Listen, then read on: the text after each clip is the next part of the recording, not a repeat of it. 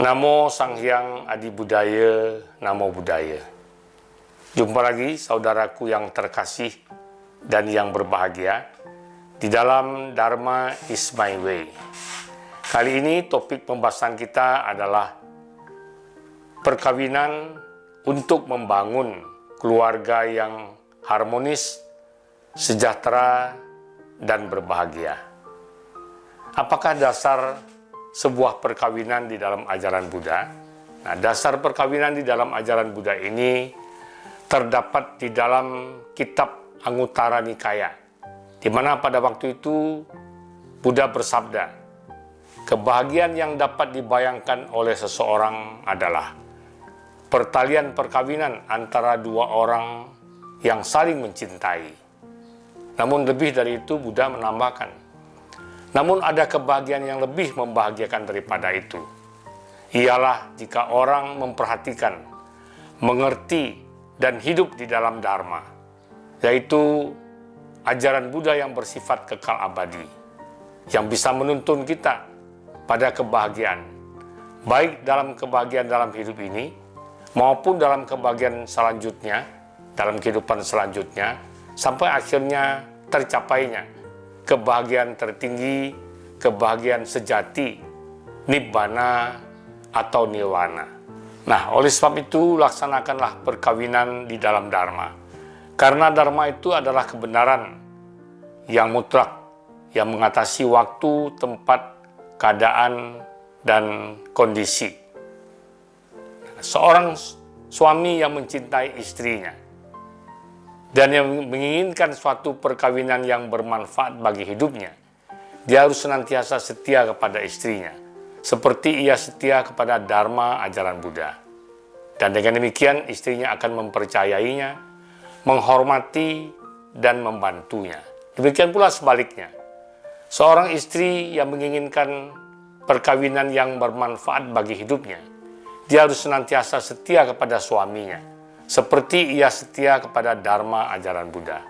Dengan demikian, suami juga akan mempercayainya, melindunginya, dan menjaganya baik-baik serta menghormatinya. Nah, oleh sebab itu, laksanakanlah perkawinan ini di dalam Dharma. Sungguh perkawinan yang demikian adalah perkawinan yang suci dan keramat, yang memberikan berkah. Sedangkan anak-anak keturunan mereka kelak akan meniru orang tuanya dan akan turut berbahagia karena menyaksikan kebahagiaan kedua orang tuanya. Nah, selanjutnya Buddha mengatakan, jangan ada orang yang hidup sendiri, terkecuali bagi mereka yang benar-benar mencari kebebasan mutlak. Dan semoga setiap orang yang bersuami atau beristri senantiasa cinta pada Dharma ajaran Buddha. Karena Dharma itu adalah kebenaran yang mutlak, yang mengatasi tempat, waktu, situasi, dan kondisi. Nah, ini maksudnya, ya, apabila seseorang memilih, jadi bebas memilih, apakah dia mau berkeluarga atau tidak berkeluarga. Ya, kalau berkeluarga disebut sebagai garawasa, tidak berkeluarga disebut sebagai pabajita. Jadi kalau ketika seseorang memutuskan dia tidak akan berkeluarga, berarti dia harus menjalankan kehidupan sebagai pabajita, yaitu meninggalkan keduniawian dan kemudian berusaha mencapai pembebasan mutlak, pembebasan tertinggi, ya, dengan menempuh kehidupan sebagai seorang pabajita. Jadi bisa menjadi biku, bikuni, ataupun anagarika, anagarini. Nah, selanjutnya Buddha mengingatkan juga, ya, di dalam karena perjalanan perkawinan ini tidak dalam waktu yang singkat, dalam waktu yang lama, Buddha mengingatkan, ya, ketika pikiran rendah, ya, nafsu rendah, mengganggu ketentraman badan, pikiran, kesadaran, indera, dan lain sebagainya, maka berpalinglah dan berpeganglah teguh-teguh kepada Dharma ajaran Buddha. Ya, karena sekali lagi Dharma itu adalah ajaran Buddha yang bisa membebaskan kita dari penderitaan. Jadi dalam hidup ini, dalam perjalanan keluarga ini, bisa saja timbul gangguan pikiran, ya, perasaan yang tidak benar, kemudian juga nafsu dan lain sebagainya. Maka ketika itu terjadi, Buddha mengingatkan, segeralah berpaling dan berpegang teguh pada dharma ajaran Buddha. Nah, itulah petunjuk yang diberikan oleh Buddha kepada orang yang ingin membangun kehidupan berumah tangga atau keluarga. Nah, karena perkawinan yang merupakan awal dari sebuah upaya untuk membangun keluarga atau rumah tangga yang baru, ya, yang berjalan tidak untuk waktu yang sebentar, tetapi untuk selama-lamanya. Maka ternyata selain saling mencintai, juga perlu saling setia, saling mengerti, saling mempercayai, saling menghormati, saling menghargai, dan saling membantu atau saling mendukung. Nah, ini diperlukan juga untuk membangun sebuah keluarga. Di dalam agama Buddha, kita menganut tradisi monogami dan tidak mempunyai lembaga perceraian. Nah, sering kita mendengar orang mengatakan hanya kematian yang bisa memisahkan sepasang suami dan istri. Namun ada peribahasa yang sering disebut oleh orang Tionghoa, Xiang Qin Xiang Ai, sehidup semati. Nah, ternyata di dalam ajaran Buddha, ya, seorang pasangan suami istri yang hidup rukun, harmonis, bahagia, itu bisa berlanjut pada kehidupan yang akan datang. Di dalam agama Buddha kan kita mengenal adanya tumimba lahir, rebirth, lahir lagi.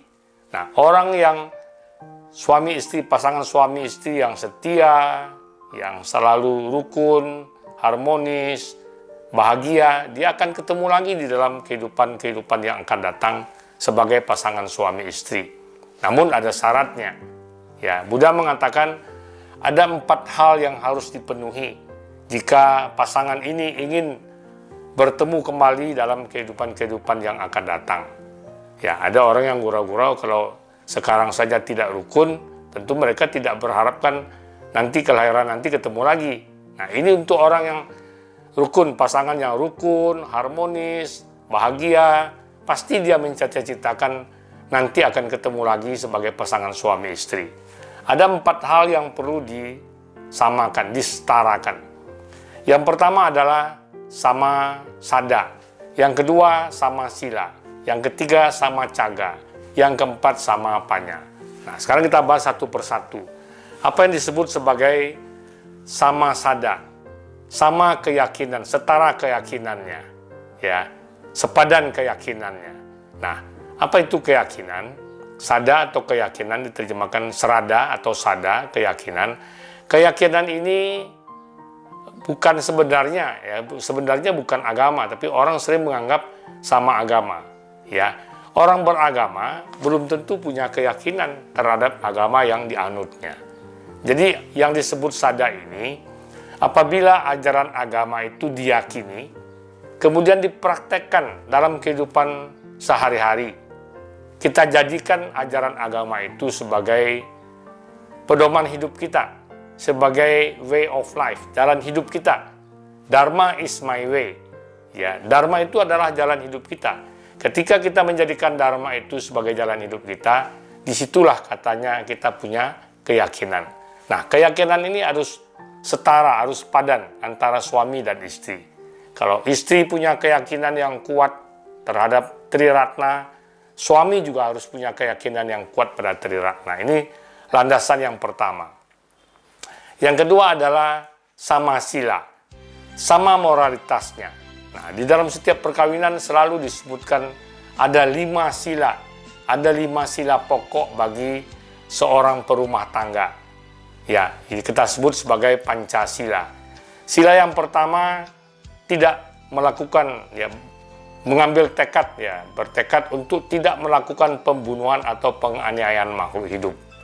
Nah, hal ini, sila ini juga mengartikan kita untuk tidak melakukan kekerasan. Kekerasan dalam rumah tangga akan terhindari karena tindak aktif dari menghindari pembunuhan dan penganiayaan ini adalah cinta kasih, welas asih. Nah, seorang yang menjalankan sila ini, ya, Jangankan hewan, ya, tentu saja istrinya, anak-anaknya tidak akan diperlakukan secara kasar atau disakiti. Nah, kemudian yang kedua, menghindari pencurian dan mengambil sesuatu yang bukan milik dan hak kita. Ya, orang bilang mencuri, ya, mengatakan mencuri. Nah, sila ini mengartikan kita untuk punya mata pencarian yang baik. Bahkan kalau bisa menciptakan mata pencarian bagi orang-orang lain. Artinya membantu kehidupan orang-orang lain. Nah, yang ketiga yang cukup penting ini, ya, menghindari perbuatan yang tidak susila. Ya, menghindari perbuatan yang tidak susila ini sangat penting dalam kehidupan berumah tangga. Sila inilah yang mencegah orang untuk terjadinya perselingkuhan. Yang laki-laki punya will, yang perempuan punya pil, bukan pil obat, ya, pil pria idaman lain, ya, terus will wanita idaman lain, ya. Nah, kalau ini punya, tentu akan merusak sendi-sendi kehidupan berumah tangga, bisa berantakan, bisa cerai-berai. Bukan hanya pasangan suami istri yang menanggung akibatnya, tetapi anak-anaknya, keturunannya juga menanggung akibat dari perceraian yang terjadi karena melanggar sila yang ketiga ini. Kemudian yang keempat, ya, musawada, weramani, sikapadang, samadhyami, menghindari ucapan yang tidak benar melalui mulut kita, melalui pembicaraan kita. Ini termasuk selain dusta, kan ada pepatah mengatakan jangan ada dusta di antara kita. Nah, ini akan terhindari. Demikian juga kata-kata kasar, maki-makian, ya, hina-hinaan kepada masing-masing pasangan, suami mencaci maki, istri menghina, berkata kasar, ya, dan lain sebagainya. Demikian juga istri mungkin memaki-maki suami, ini akan terhindari kalau kita menjalankan sila yang keempat ini. Kemudian yang kelima, yang terakhir, ya, surameraya majapamadhatana, weramani, sikapadang, samadhyami, ya, menghindari semua makanan, minuman yang memabukkan, menimbulkan kecanduan, dan melemahkan kesadaran. Nah, ini sangat penting sekarang. Kita lihat tidak sedikit keluarga yang berantakan karena suami atau istri kemudian menjadi pencandu narkoba, ya, miras narkoba. Ini bahaya, ya. Bisa kedua-duanya juga. Nah, kalau orang sudah kecanduan narkoba, itu miras, itu kesadarannya menurun. Sesuatu yang tidak mungkin dilakukannya pada saat keadaan sadar, bisa saja dilakukan pada saat dia tidak sadar, mabuk, ya, karena menggunakan miras atau narkoba ini. Seorang suami yang biasanya lemah lembut pada istrinya, bisa saja ketika dia mabuk, mungkin memaki-maki, memukul, bahkan mungkin membunuh istrinya, karena kesadarannya sangat rendah ketika dia dalam keadaan mabuk. Nah, jadi inilah, ya, jadi syarat yang kedua itu sama silanya, sama moralitasnya. Kalau suami berbudi pekerti luhur, istri pun harus berbudi pekerti luhur. Ya, ini yang disyaratkan oleh Buddha di dalam yang kedua, yaitu sama silanya. Kemudian yang ketiga, sama caga. Caga diartikan sebagai kemurahan hati. Betul, kemurahan hati itu menyangkut keuangan, memberi, rela memberi, murah hati. Ya, jadi disyaratkan kalau pasangan suami istri yang baru membangun bahtera rumah tangga ini nantinya, ya, keluarganya sukses, ya, usahanya maju, jangan pernah melupakan kedua orang tua. Jadi kalau orang sudah menjadi suami istri, sekarang dia tidak hanya punya satu mama satu papa, tetapi dua mama dan dua papa, yaitu mertuanya juga. Mertua laki-laki dan mertua perempuan itu juga adalah ayah dan ibu kita, baik yang perempuan maupun yang laki-laki. Jadi ketika hidup berlimpah, ya, kita harus bermurah hati membantu orang tua kita. Dan ingat, ya, ada satu peribahasa dalam orang Tionghoa bahwa ketika kita ingin hidup kita menjadi seperti seorang raja, maka kita harus perlakukan orang tua kita sebagai raja. Jadi orang tuanya bukan orang tua kandung kita saja, mertua kita juga disenangkan. ya baik dari pihak perempuan maupun dari pihak laki-laki. Nah, inilah yang dikatakan sebagai sama caga. Namun ada hal lain, sama caga ini juga berlaku kemurahan hati untuk memberikan maaf. Bayangkan kehidupan rumah tangga yang berlangsung bertahun-tahun, berpuluh-puluh tahun. Tidak mungkin tidak terjadi perselisihan. Tidak mungkin tidak terjadi adanya percekcokan, kesalahan baik dari pihak suami maupun dari pihak istri. Nah, kalau kesalahan ini terjadi, misalnya suami yang bersalah, istri pun harus punya kemurahan hati untuk memaafkan. Nah, demikian juga ketika istri yang bersalah, suami juga harus punya kemurahan hati untuk memaafkan. Kalau tidak mau saling memaafkan, ya pecah bahtera rumah tangga. Makanya ada nasihat mengatakan, ya, kalau suami marah, istri tidak boleh marah. Kalau istri marah, suami harus sabar, tidak boleh sama-sama marah. Ketika sama-sama marah, maka akibatnya akan buruk, pecahlah bahtera rumah tangga. Jadi, kemurahan hati ini juga termasuk kemurahan hati memaafkan ketika ada yang salah satu pihak yang melakukan kesalahan. Nah, tentu saja diharapkan bukan kesalahan yang diulang-ulang. Nah, kemudian yang terakhir, sama panya. Panya artinya kebijaksanaan. Ya, di dalam kehidupan berumah tangga, mereka ini tidak dua orang lagi, tapi satu. Harus satu pemikiran, satu pendapat, satu pandangan. Baik mengenai bisnis misalnya, usaha, mengenai pekerjaan, mengenai pendidikan anak, ya, dan kebijaksanaan lainnya. Harus setara, harus sama.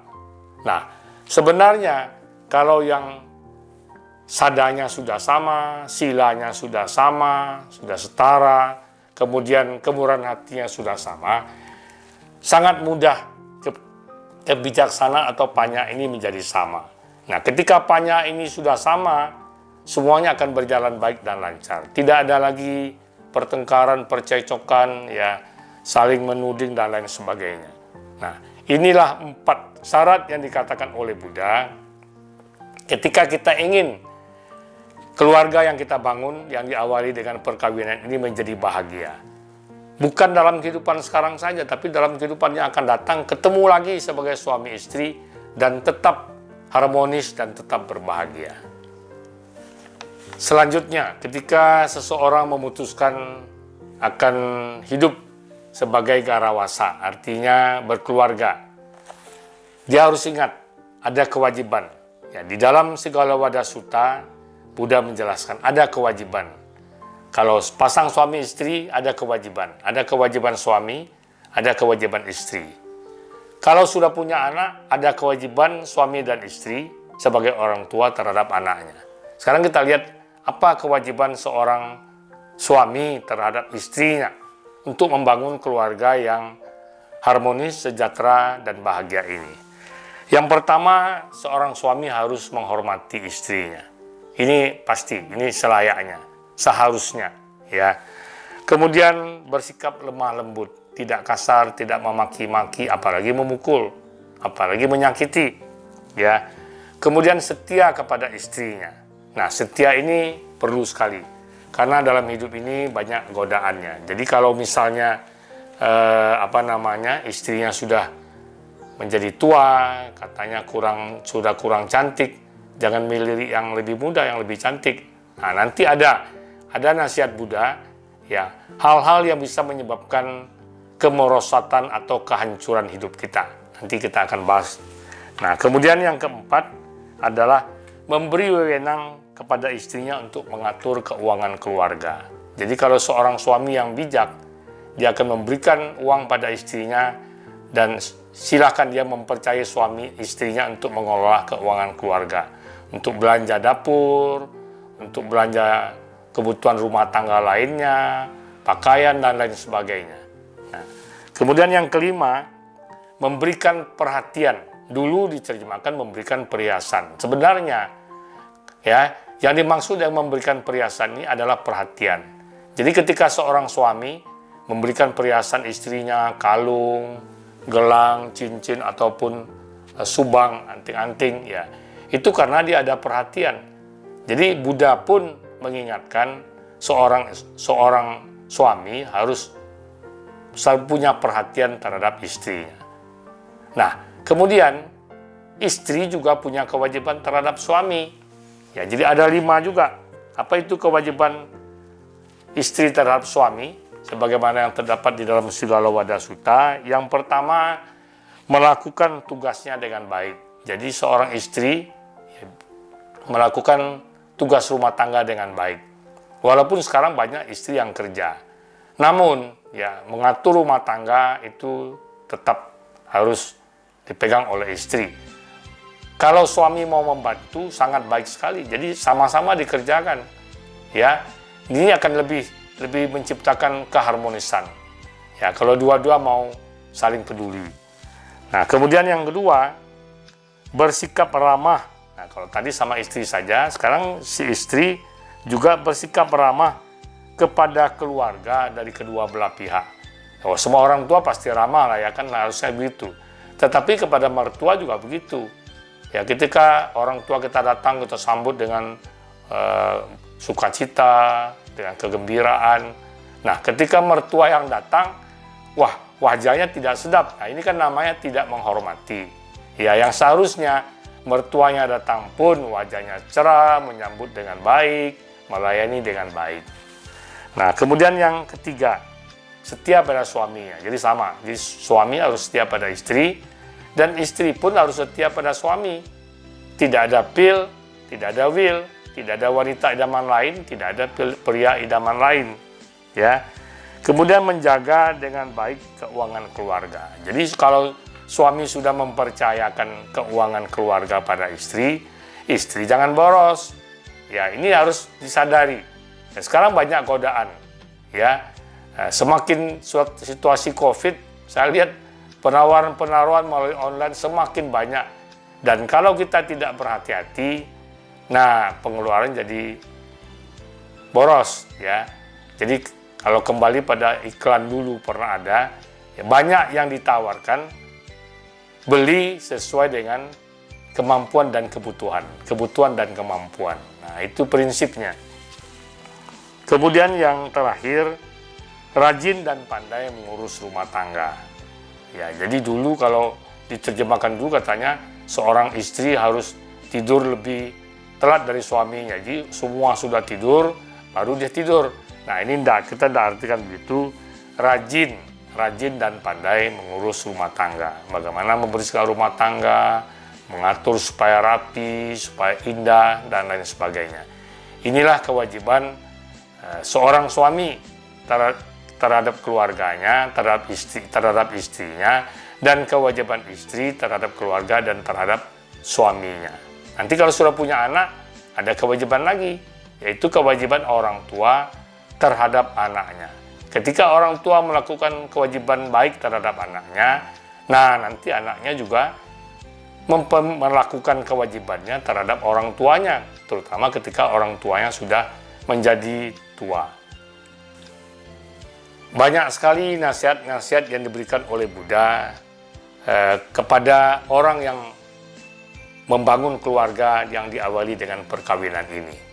Tidak hanya yang baik-baik saja, Buddha juga menunjukkan kemungkinan-kemungkinan buruk yang terjadi. Nah, misalnya, ya, Buddha mengatakan ada empat jenis perkawinan. Ya, apa 4 jenis perkawinan itu?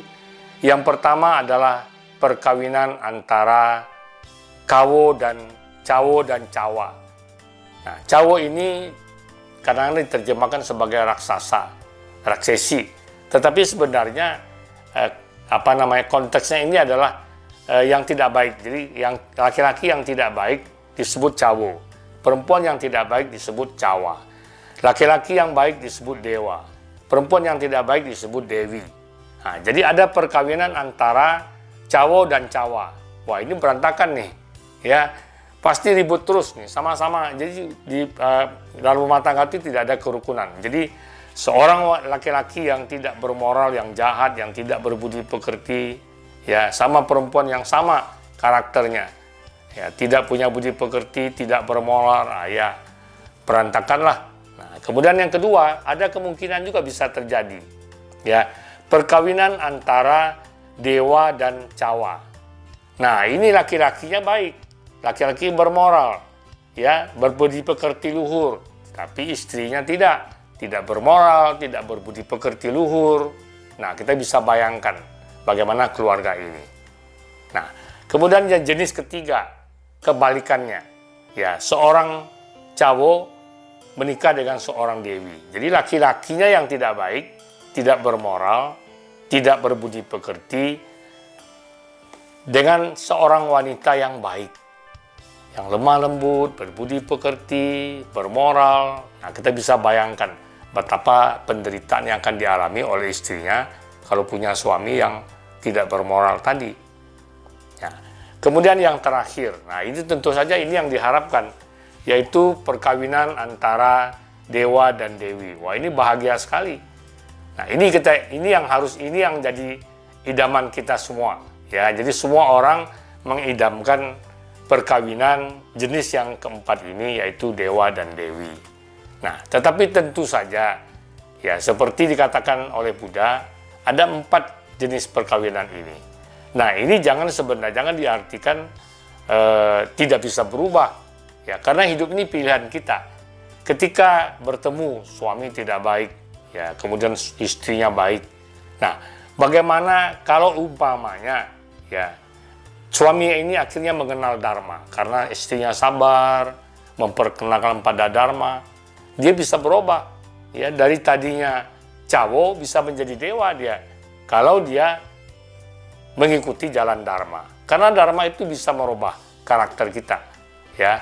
Dharma itu bisa merubah sifat-sifat buruk kita kalau kita betul-betul mempelajari, memahami, dan kemudian mempraktekkan Dharma ini. Ya, jadi jangan putus asa kalau merasa hidup saya ini kawo dan dewi ini. Nah, jangan putus asa karena masih bisa diperbaiki. Ada sebuah sutta di dalam agama Buddha, di dalam ajaran Buddha yang disebut Parabawa Sutta. Parabawa Sutta itu diterjemahkan sebagai sutta atau khotbah Buddha tentang sebab-sebab kemerosotan atau kehancuran. Maksudnya kehancuran kehidupan kita. Nah, ini juga berguna bagi orang yang baru membangun rumah tangga yang diawali dengan sebuah perkawinan. Jadi ini sering juga disampaikan ketika ada pemberkahan perkawinan di wihara, ya. Nah, saya akan mengutip beberapa ayat dari Parabawa Sutta ini, yaitu sebab-sebab yang bisa menyebabkan kemerosotan atau kehancuran, termasuk kehancuran keluarga kita. Yang pertama adalah orang yang gemar mabuk, ya, gemar main perempuan. Orang yang gemar berjudi, menghamburkan apa yang telah diperolehnya. Inilah sebab-sebab kehancuran atau kemerosotan. Nah, kemudian selanjutnya, orang yang tidak puas dengan istrinya sendiri dan sering terlihat berada di antara pelacur, ya, gemar menggoda istri orang lain. Inilah sebab-sebab kemerosotan atau kehancuran. Nah, ini nasihat Buddha, luar biasa sekali. Ya, tuntas Buddha menyebutkan yang baik dan yang buruk yang bisa terjadi dalam kehidupan berumah tangga. Orang yang sudah tidak muda lagi, artinya orang sudah tua, mengambil wanita remaja sebagai istrinya. Ya, tidak dapat tidur nyenyak karena cemburu. Inilah penyebab kemerosotan atau kehancuran. Nah, tuntas ya. Jadi semua Buddha bilang, orang yang sudah tua, ya, ambil istri yang muda, kemudian tidak bisa tidur karena cemburu, akhirnya membuat dirinya menderita. Nah, inilah yang disebut sebagai sebab-sebab kehancuran atau kemerosotan. Nah, selanjutnya kita akan bicarakan mengenai upacara ritual, ya, ritual pemberkahan. Saya lebih menggunakan kata-kata pemberkahan, ya, bukan pemberkatan, karena pemberkatan sudah digunakan oleh teman-teman kita yang Kristen dan Katolik. Dan tidak ada salahnya kita gunakan pemberkahan. Karena apa? Nah, toh kita kan punya ya berkah utama. Kan tidak mungkin kita ganti berkat utama. Sampai sekarang kita bisa bilang Manggala Sutta diterjemahkan sebagai Sutta berkah utama. Khotbah tentang berkah utama, bukan berkat utama. Jadi saya lebih menggunakan kata-kata pemberkahan perkawinan daripada pemberkatan perkawinan. Ya. Nah, perkawinan ini bisa dilaksanakan di wihara atau di tempat lain. Misalnya kalau di rumahnya bisa menyediakan altar juga boleh. Ya, saya pernah melakukan pemberkahan perkawinan di sebuah hotel di Jakarta. Nah, mari kita saksikan tayangannya. Mungkin ada manfaatnya bagi kita. Ya, nanti saya akan coba juga menayangkan bagaimana kalau pemberkahan perkawinan itu di wihara. Jadi bisa dibedakan kalau di hotel bagaimana, di wihara bagaimana. Terserah pilihannya. Jadi pilihan dari pengantin, kedua mempelai, dan kemudian tentu saja kesiapan dari pandita lokapalasarayanya, ya pandita pembina perkawinannya.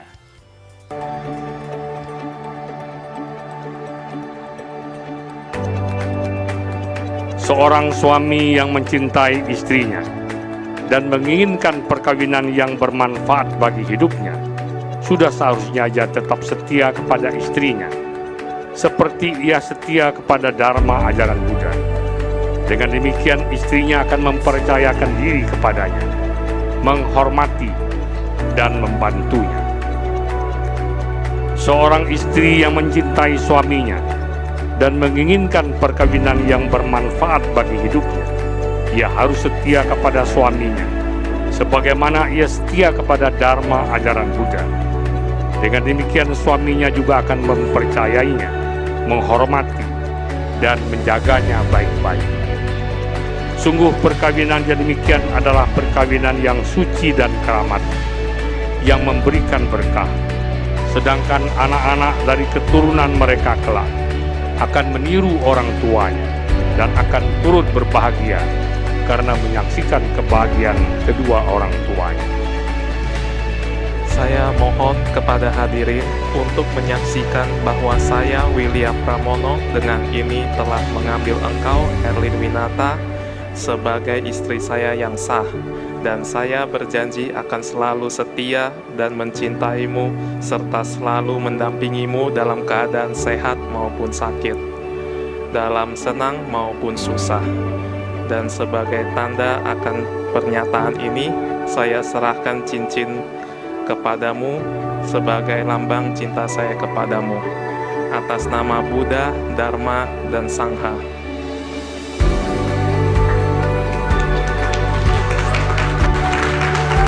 Saya mohon kepada hadirin untuk menyaksikan bahwa saya, Erlin Winata, menerima engkau, William Pramono, sebagai suami saya yang sah.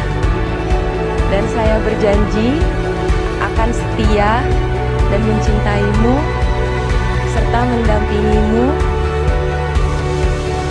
dalam keadaan sehat maupun sakit, dalam keadaan senang maupun susah. Dan sebagai tanda akan pernyataan ini, saya serahkan cincin padamu sebagai lambang cinta saya kepadamu atas nama Buddha, Dharma, dan Sangha.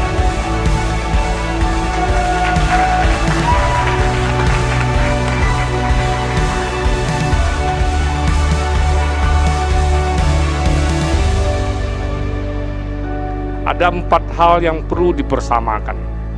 Kalau belum sama, dipersamakan. Yang pertama adalah sama sada. Sada atau serada artinya keyakinan, sama keyakinannya. Kemudian yang kedua, sama silanya atau moralnya. Kemudian yang ketiga, sama caga. Caga dikatakan sebagai kemurahan hati. Yang penutup, sama panya, sama kebijaksanaannya. Bila 4 hal ini bisa disamakan, mereka tidak hanya langgeng dalam kehidupan sekarang. Nanti dalam kehidupan yang akan datang mereka akan ketemu lagi dan menjadi suami istri lagi. Nah, selanjutnya mari pula kita saksikan bagaimana kalau pemberkahan itu dilakukan di wihara. Ya, ini di Wihara Buddha Warman Padang. Di Wihara Buddha Warman Padang mempunyai fasilitas yang cukup lengkap ya untuk melaksanakan upacara pemberkahan perkawinan, ya bahkan untuk pangte atau orang Padang bilang terima soja juga bisa. Ya, apalagi sekarang dalam situasi pandemi COVID ini orang serba praktis. Ya, bahkan di Wihara Buddha Warman pun kita punya ruangan yang cukup aman. Ya, dengan peraturan protokol kesehatan yang ketat, kita bisa melaksanakan pesta secara sederhana, tetapi tidak makan di wihara, ya makanan vegetariannya dipaket, ya kemudian dibagikan. Nah, kalaupun ada makanan non vegetarian, dibaginya di pintu keluar, ya di pos satpam, kalaupun ada. Ya kadang ada yang mau kasih dua-dua juga, ada mau kasih makanan vegetarian juga, kue-kue dan lain sebagainya, tetapi mau juga memberikan misalnya nasi dan lauk pauk yang non vegetarian. Kita izinkan, tetapi di luar pintu, di pintu keluar di pos satpamnya nanti mereka tumpuk, kemudian mereka bagikan. Jadi ini mari kita saksikan bagaimana pemberkahan perkawinan yang dilakukan di wihara. Seorang suami yang mencintai istrinya dan menginginkan perkawinan yang bermanfaat bagi hidupnya, sudah seharusnya ia tetap setia kepada istrinya, seperti ia setia kepada dharma ajaran Buddha. Dengan demikian, istrinya akan mempercayakan diri kepadanya, menghormati dan membantunya. Seorang istri yang mencintai suaminya dan menginginkan suatu perkawinan yang bermanfaat bagi hidupnya, ia harus senantiasa setia kepada suaminya, sebagaimana ia setia kepada dharma ajaran Buddha. Dengan demikian, suaminya juga akan mempercayainya, menghormati, dan menjaganya baik-baik. Sungguh perkawinan yang demikian adalah perkawinan yang suci dan keramat, yang memberikan berkah, sedangkan anak-anak dan keturunan mereka kelak akan meniru orang tuanya dan akan turut berbahagia karena menyaksikan kebahagiaan kedua orang tuanya. Tugas kewajiban sebagai seorang suami dan tugas kewajiban sebagai seorang istri sebagai berikut. Kewajiban seorang suami adalah menolong istrinya, memberikan penghidupan yang baik kepadanya, setia lahir dan batin, menghibur istrinya dalam keadaan sehat maupun sakit, dalam keadaan senang maupun susah, serta membantu usaha-usaha istrinya dalam memberikan pendidikan yang baik kepada anak-anak mereka. Kewajiban seorang istri adalah cinta pada suaminya, membantu suaminya, memperlihatkan kesabaran dan kesetiaan dalam tingkah laku, serta mendampingi suaminya dalam keadaan sehat maupun sakit, dalam keadaan senang maupun susah, serta mentaati petunjuk-petunjuk yang baik dari suaminya. Kamesu micacara wiramani sikapadang samadhyami.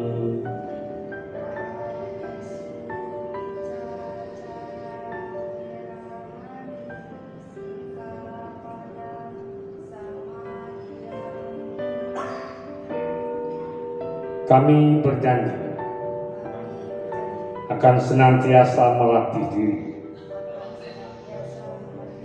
untuk menghindari perbuatan yang tidak susila.